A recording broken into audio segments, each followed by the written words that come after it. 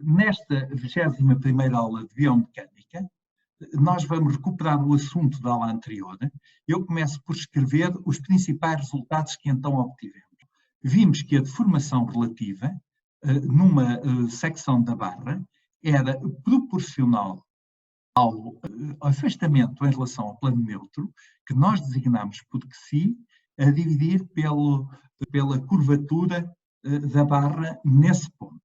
E, por outro lado, vimos que 1 sobre R é igual à segunda derivada da função que nos dá a forma do plano neutro da barra, função y de x. É dado, então, pela segunda derivada dessa função.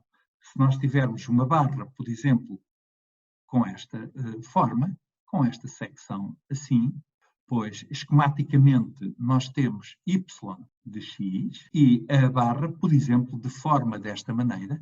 No caso do exemplo que vimos de uma barra que estava apoiada nas suas extremidades em cunhas, e essa barra tinha um certo peso, P, portanto, a barra adquire esta forma.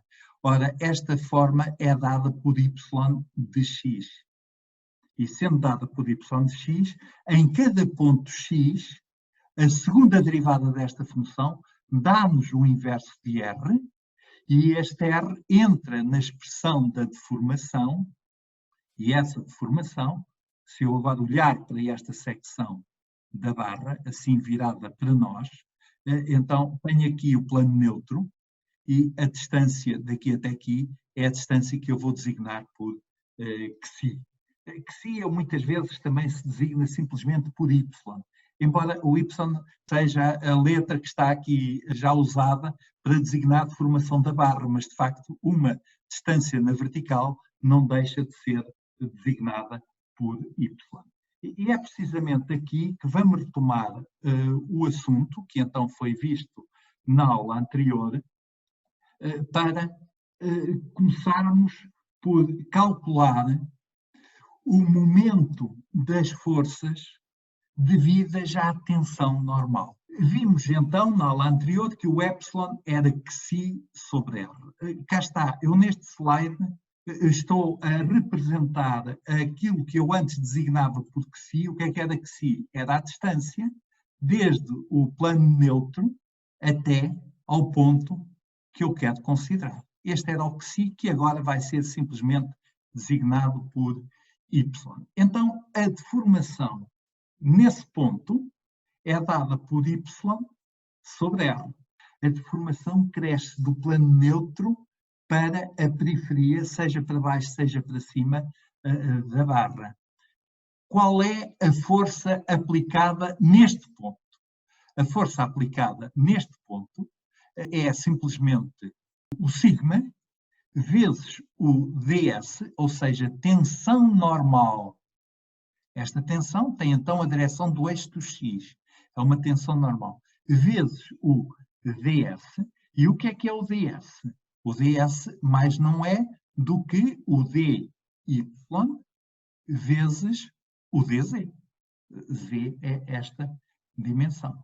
A segunda direção z, a barra tem comprimento A, segunda direção y, a barra tem comprimento B.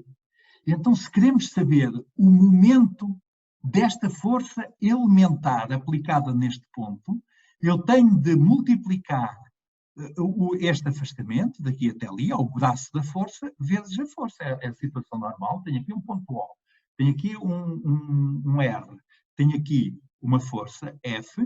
Quanto é que é o momento desta força? Em módulo, o momento desta força em módulo é simplesmente R vezes F, porque elas fazem 90 graus. Também aqui é Y vezes dF. E quanto é que é o dF? É a tensão vezes a área. E quanto é que é a área? É dy vezes dz. Então vamos agora reunir tudo. Se eu quiser um momento M aplicado nesta face de cor azul, face essa que está aqui representada, vai daqui até aqui, portanto está representada num plano perpendicular ao eixo do x, é uma face que tem um certo x igual a x0, por exemplo, não sei quanto é que vale o x, é num ponto qualquer, numa qualquer secção da barra, pois então o momento é o integral desta expressão. Se eu agora substituir o sigma por E vezes epsilon, em que E é o módulo de Young, notem, isto é a tensão normal, segundo o eixo do X, esta é a deformação causada por esta tensão e elas são proporcionais, sendo o módulo de Young a constante de proporcionalidade.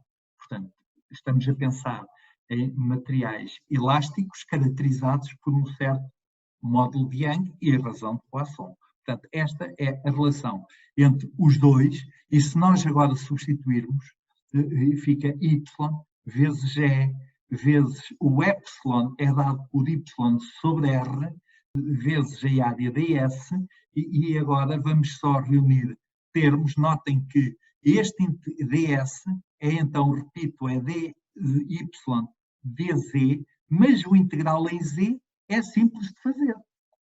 Nada disto depende de z, portanto, o integral em z dá simplesmente A. Este A é o integral em z. E então fica o integral em y de quanto? Menos b sobre 2 até b sobre 2. Portanto, é da parte mais abaixo, mais distante do plano neutro para baixo, até à parte mais afastada do plano neutro para cima. Menos b sobre 2 mais b sobre 2. Olha, um y está cá. Este y também está cá. Este R está cá, este E está cá, portanto fica só integral em dy. E nós agora podemos separar isto em duas partes. Reparem, o E é uma constante. O R é a curvatura, é uma função só de x. Ela varia, mas varia só com x. Varia longitudinalmente na barra. Portanto, podemos tirá-lo para fora deste integral e até me convém passar o A lá para dentro, para agora definir aqui uma quantidade chamada momento de inércia areolar. É por se chamar assim que aquele índice A está ali.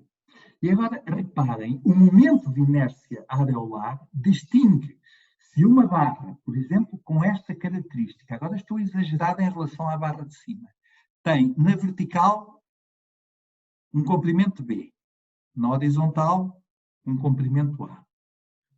Então, este é o eixo dos Ds. Este é o eixo dos Y. Este integral dá o integral de y ao quadrado da y, dá y ao cubo sobre 3.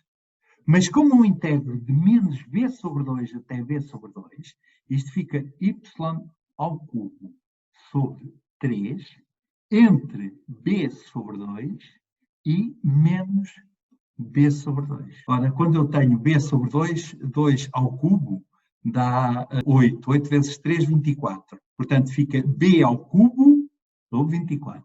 Menos, e agora tenho menos b sobre 2 ao cubo. Então fica menos b ao cubo sobre 24. Menos por menos dá mais. E por isso fica b ao cubo a dividir por 12, vezes o a.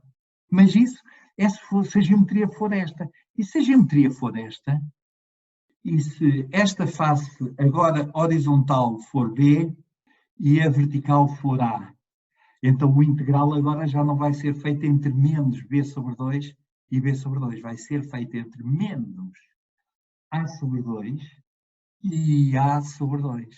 E o integral em Z é um integral trivial, em vez de ter a letra A, tem B. Portanto, fica uma expressão que é diferente daquela. O IA e o I'A só são iguais se o A for igual a B. Ou seja, se esta secção for uma secção quadrada. Se a secção não for quadrada, importa saber se eu tenho, por exemplo, o objeto assente assim na horizontal ou se está assente assim na horizontal. Estão a ver a diferença? Uma coisa está assente assim na horizontal, outra coisa está a ser assente assim na horizontal. Os momentos de inércia areolares vão ser diferentes. Não dependem só da forma do objeto, depende da forma também como o objeto está posicionado. Concluímos daqui que o momento nesta secção é daquilo que nós chamávamos o M de X, quando fazíamos a análise daquelas secções da barra, este M de X agora depende do E, depende do IA. Notem, o IA não é o mesmo em todas as secções. Se a barra adelgaçar, se a barra engrossar, o IA é específico de cada valor de X, a dividir por R, que nós sabemos quanto é que é. Quanto é que é o R? O R é dado por esta expressão, 1 sobre R. Então, vamos regressar aqui à expressão de baixo, substituir o R por aquele valor que encontramos, aliás, está aqui, ter esta expressão, e então podemos, daqui, podemos escrever esta equação. E a partir desta equação posso encontrar o valor de y de x. Se eu souber o m de x, posso encontrar a forma da barra deformada. Vamos recuperar o problema. Nós tivemos dois problemas na aula anterior. Um era uma barra assenta em duas cunhas e para a qual nós obtivemos o m de x nesta secção. Podem confirmar, vendo a aula anterior, que este foi o momento que nós encontramos. É este, não é? xp sobre 2L, L menos x. xp sobre 2, L menos x. Portanto, só dei uma outra forma a esta expressão. Este é então o momento que foi encontrado, momento fletor, em cada secção x, desta barra, apoiada nas extremidades, sujeita ao seu peso. Então substituo. A barra é homogénea, o IA é sempre o mesmo. O E é conhecido, vamos integrar. É o integral de x menos x quadrado de 2, ou melhor, é a segunda derivada esta expressão. A primeira derivada, a primitiva de x é x quadrado sobre 2. A primitiva de x quadrado é x ao cubo sobre 3. Mais uma constante arbitrária. Vamos continuar a integrar. O integral de x ao quadrado é x ao cubo sobre 6. O integral de x ao cubo é x à quarta sobre 4. É este termo. O integral de x é cx. E agora temos c'. Passei para aqui exatamente a mesma expressão que tinha, exatamente a mesma, que eu acabei de encontrar aqui. Está aqui deste lado, e agora eu tenho de usar as condições de fronteira. Está aqui a barra, nestas cunhas. A barra vai adquirir esta forma, que é dada por esta função. Temos aqui o eixo dos y, temos aqui o eixo do x. Quanto é que vale o y da x igual a 0? A barra não desloca aquele ponto, vale 0. Quanto é que vale o y para x igual a L? Também vale 0. Este ponto não se desloca nem para baixo nem para cima, pois estas duas condições determinam o valor de C'. O valor de C' é imediato. Para x igual a 0, este é 0, este é 0, este é 0. Com isto tudo tem que ser 0, o C' é igual a 0. Para o x igual a L, então tenho o y de L tem que ser 0, o que significa que este C vai ter que ser dado por este valor. Em conclusão, este y de x é dado por esta função, é uma função quártica de x. É claro que se as forças aplicadas na barra fossem outras, olhem, por exemplo, o problema que vimos inicialmente. Uma barra de comprimento L estava sujeita a uma força vertical que era assim. Não era o peso, era só uma força vertical assim.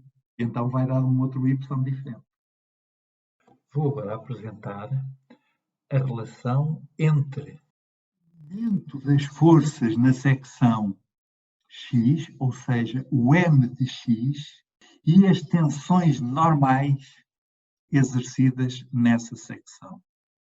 Por um lado, nós temos que sigma é igual a E vezes epsilon, e o epsilon é igual a xi a dividir por R.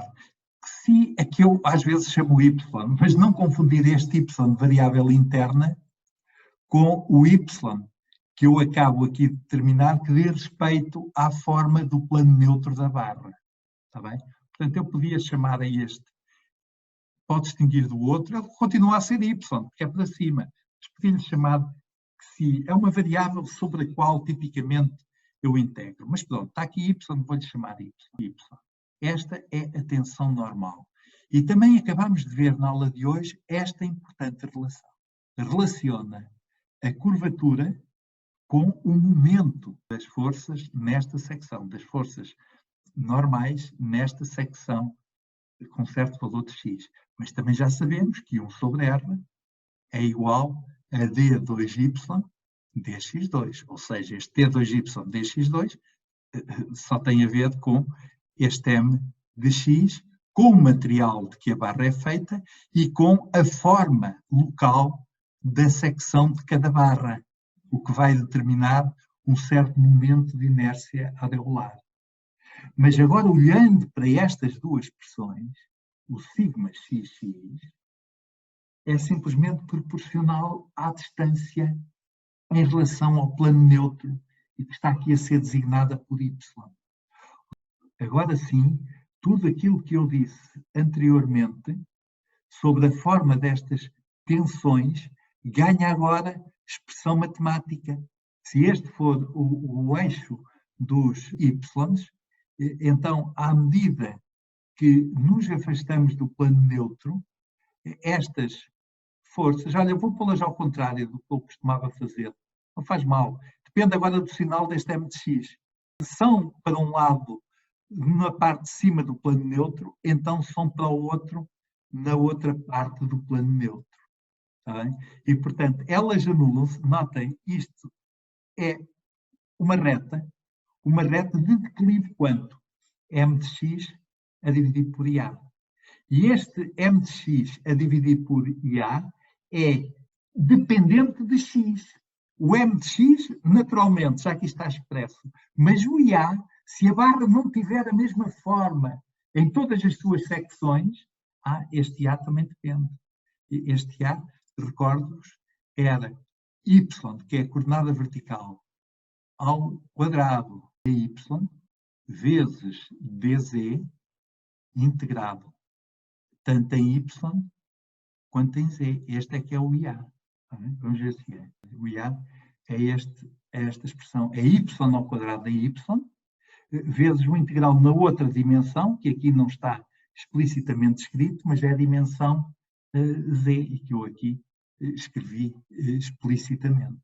E a barra, se não for uma barra que mantenha a mesma secção em todos os pontos x, então vai ter um IA que é também função de x. A barra até pode ser cilíndrica, mas pode ser um cilindro de raio mais estreito, de raio maior, agora depende da barra. E por vezes há barras ocas. Quando as barras são ocas, então o que nós temos que fazer é subtrair o IA correspondente à parte de fora da parte correspondente ao interior. Por exemplo, se eu tiver assim, um material assim com esta forma, vão ver?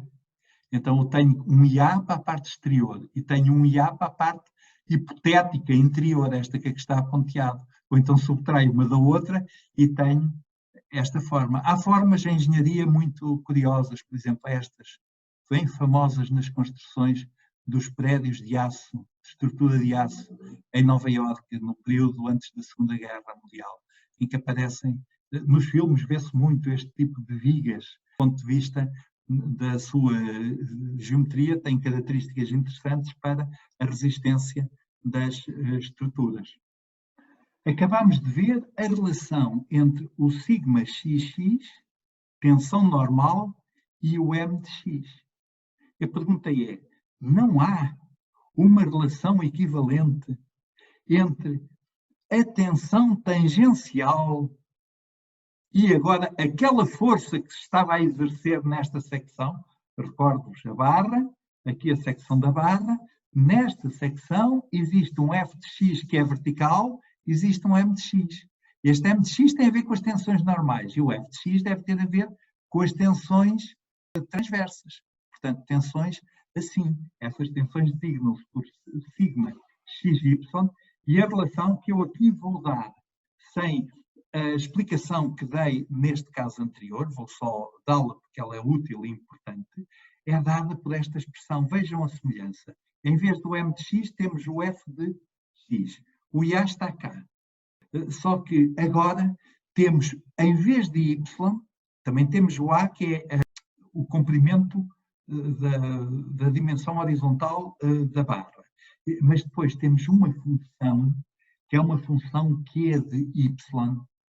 A dependência em y está aqui, e que é o chamado primeiro momento. Ela calcula-se de uma maneira um tanto intrincada de explicar. Este Q de y é dado simplesmente por esta área que aqui está vermelho, A, a multiplicar pelo comprimento I barra, portanto, a distância que vai do plano neutro até ao centro daquela figura. Vamos calcular o Q de y para uma barra com estas características: altura B e base A. Aqui está o plano neutro e a distância de um ponto ao plano neutro eu vou designá-la por y. Y é esta distância que vai daqui até aqui. Pode ser negativo ou positivo. Este ponto tem coordenada menos b sobre 2 em relação ao plano neutro e este b sobre 2. Como é que se faz para calcular o Q de y? Desta maneira. Em primeiro, calcula-se a área deste retângulo que ali está em cima. A área deste retângulo é b sobre 2 menos y vezes A. Daqui até aqui é b sobre 2 menos y vezes A. Vezes uma certa distância que é esta, que eu chamo y barra, tal como vimos aqui. Esta é que é a definição do primeiro momento. E quanto é que é o y barra? O y barra é b sobre 2 menos y, esta distância, a dividir por 2, já só tem esta distância, tenho que lhe somar mais esta, mais y. E, portanto, efetua-se este cálculo e obtemos o valor que é o chamado primeiro momento e que multiplicado por f de x nos vai dar a tensão tangencial nos pontos desta secção, pontos esses que distam y do plano neutro e que têm coordenadas x, portanto nada disto depende de z.